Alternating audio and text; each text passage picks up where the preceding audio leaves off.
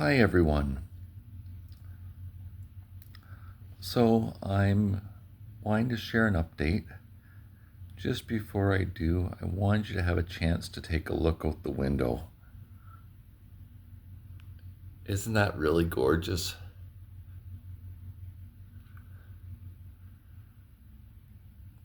The sun's just starting to go down. It's just after 8 p.m. So it's Wednesday evening, April 22nd. I'm back in Kingston. On Friday, my right knee joint's going to be replaced by the same surgeon that replaced both of my hip joints. The past sort of 3 weeks has been alternating between me needing to rest from pain and the physical effort to get ready for surgery. And I just haven't had the spare energy to give to YouTube. So I wanted to spend some time this evening sharing what's been transpiring. I'm not working on a script, so what I'm going to be sharing is going to be important to me, and hopefully you'll find some of it interesting. I think I'll start from this afternoon. I met with the head of rehabilitation services for orthopedic patients. What he wanted to discuss with me is the physiotherapy that's involved in having knee surgery. He wanted to go over the practical part of the recovery, specifically what equipment do I already own because of having a chronic condition, and what equipment do we need to get for me to be able to go home after surgery once my body's ready. He wanted to spend time coaching me on using a walker in a way that's appropriate and helpful once a knee joint's been replaced. Basically, to be able to get up and walk. I'll come back to that in a second. And then he wanted to give me an opportunity to ask any questions. So I don't want to gross anyone out. And you may want to skip by this if you get squeamish. But I brought my knee anatomy teaching model with me. I wanted to have some understanding of what was going to happen to my knee. I don't want to know everything, but I wanted to understand what parts of my knee joint remain after surgery and what parts are gone. And the physiotherapist answered this for me. And he looked at my face, and he must have seen that this is disgusting look and says it too much information. And I said, well, I wanted to know what's still in me that's original so I can help understand and make decisions over if I need to seek medical attention for the prosthetic. The best of the good news, although this won't have the same impact on you as it does on me, but the best of the good news is that the artificial knee doesn't have the same set of bending restrictions that having hip surgery comes with. You know, the knee's a hip joint. Sorry, the knee, is a hinge joint. And by its design, you can't really pop it out of place. You can do it, and I have seen it happen. I understand how it happens. But in principle, if you're going about your life, in theory, it should be fine, and it's good, solid materials, and it should last me until I'm around 80 years old. And I'm pleased about this. I found the walking extremely difficult. My hips are very stiff. I've been losing my quad muscle strength during all this. And it's going to be a beast to get going again. But I do have, and I'm used to breaking these down into manageable sized goals. So instead of trying to walk 50 feet all at once, it's going to be much easier to walk 3 feet at once, and then 5 feet and 7 feet, and just keep building it up until I have enough distance to get back home again. I've been given physiotherapy exercises to do immediately after surgery as soon as I get into my hospital room. The surgeon put the fear of God in me over the operation back on March 23rd when we were talking it through. The physiotherapist has also done this. The exercises are to prevent blood clots that are likely to happen following surgery. You have to use the joint once it's been replaced to get it to start healing and keep blood moving. In terms of patient education, I do feel equipped to pursue this, and in theory it should be successful, but boy, oh boy, have I got myself in for a treat. Oh dear. Okay, other news. Now the better stuff that's going on in life. I am very close to getting another pet hamster. I'm wanting another little fuzz ball to be with me while I go through this recovery. So I've got my hamster cage set up again. If you didn't know, Gary passed away in January. So the hamsters get to the pet store on Fridays, but they have to be ordered on Mondays. So I'll see how I'm doing on Monday, and if my body's cooperating and it's looking promising to get out, around the weekend, I'll get them ordered and then get into my home once I'm back in town. I miss my hamster back massages. I also really miss holding a hamster while it sleeps in my hand or spooning with my elbow and falling asleep.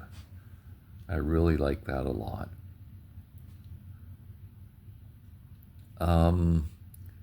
Other news. I've bought a grape plant. I've been wanting this for some time. I wanted to do it 2 years ago, and then last summer.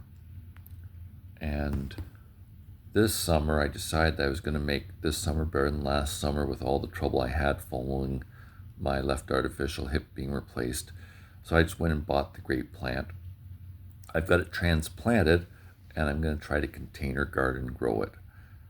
I will share a video of this when I'm back at my home and show my setup so other people could try.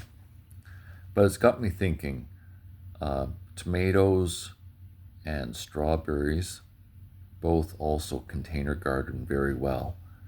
So if this works well, there's some options to expand for next summer.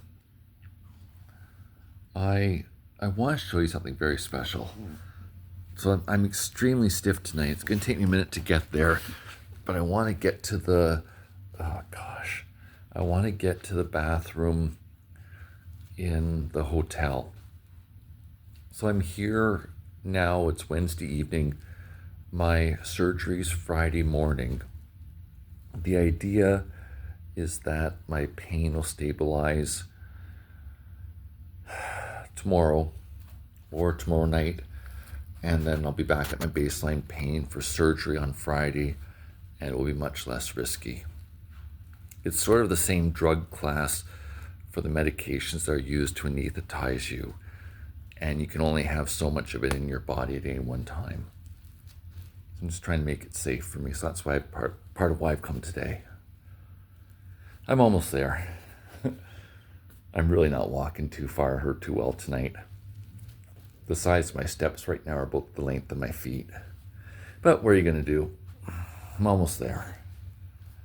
So I've been coming to this hotel for some time now. And the staff here have been absolutely wonderful for me. And without me asking for it, I wanted to share what they did for me. Now let me see if I can line this up. Yeah, there we go. So there's a shower chair in here. I just don't see how well I'm lining it up with the phone.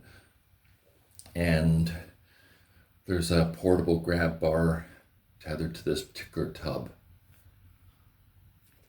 And I'm not lying when I say I really couldn't be more grateful. There is a special antibacterial soap that I need to use tomorrow evening, and then Friday, if you can call it morning, but more like 4 a.m. The idea is to kill bacteria that's all over my body, so when the surgeon cuts into me, we're not transmitting bacteria into my body, and and then I can be healthy and there's not complications from surgery. So when I see stuff like this, it's really done to help me, and it's not controlling. Another way of saying this, it's helping me not get really sick from complications from surgery. It sure makes me really glad. I briefly saw the manager here. Gord's been really wonderful. Not just Gord, but the entire hotel staff. But when I reached out to Gord after my appointment on March 23rd with my surgeon, I said I was going to be having another operation. And I wanted to know the lead time in order to get a room at his hotel for the 2 days before surgery. And Gord's been really great, and I really appreciate this. You can probably tell I'm tuckered out. The pain's quite bad from trying to walk. But anyway, life will get easier sort of mid-2026. What I've got in store for the recovery is going to a warm water therapy pool. Sort of 15 or so minutes of sitting in the warm water will loosen me up. And then the idea will be to spell the letters of the alphabet with my right leg and pretend that I'm riding on a bike to do some range of motion exercises. And the water will give resistance, so there'll be value to it, and I'll be able to keep progressing as I go through this. All in all, it should be helpful to me. I'm starting to look forward to it.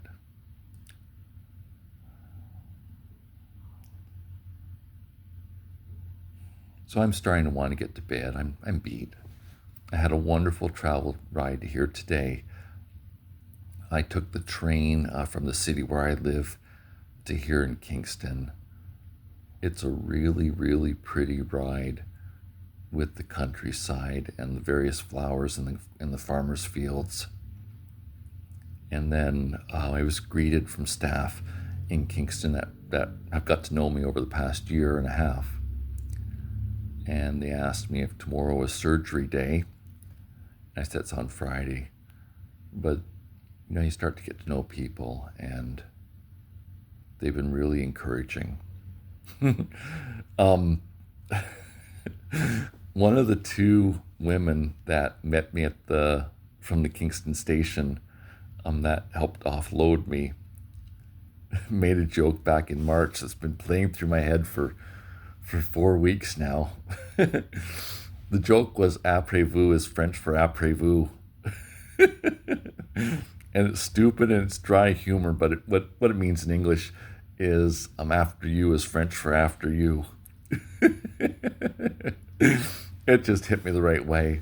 So when I saw her standing outside, I greeted her with après-vous.